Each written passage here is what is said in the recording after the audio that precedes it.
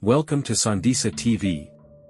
Today, I will tell you all about the 2016 American action film called 13 Hours, The Secret Soldiers of Benghazi, which is based on a true story.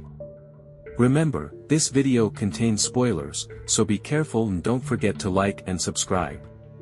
In 2012, following the overthrow of Libyan leader Muammar Gaddafi, Benghazi is named one of the most dangerous places in the world. While several countries have pulled their embassies out of Libya in fear of an attack by militants, the US still has a diplomatic compound open in the city. Less than a mile away is a CIA outpost called the Annex, which is protected by a team of private military contractors from Global Response Staff, otherwise known as the GRS. New to the detail is Jack Silva, who arrives in Benghazi and is picked up by Tyrone Woods, commander of the GRS team and a personal friend of his.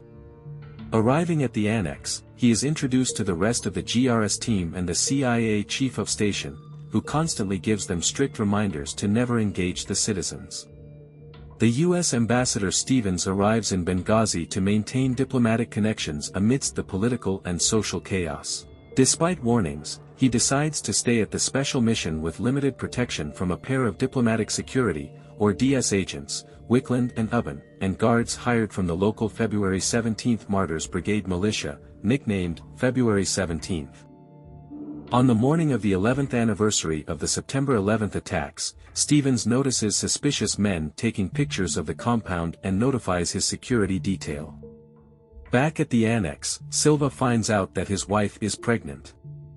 That night, a group of militants from Ansar al-Sharia assault the compound. The February 17th guards quickly surrender their posts, allowing the attackers easy access to the special mission compound. Wickland takes Stevens and Smith, an IT specialist, into the safe room. Unable to breach it, the attackers set the building on fire, hoping to burn them out. Wickland is able to escape but loses both Stevens and Smith.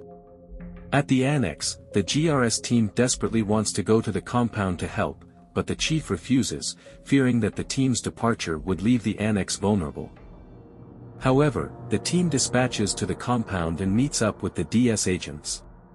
Silva and Woods go into the building to search for Stevens and Smith, but only find Smith's body.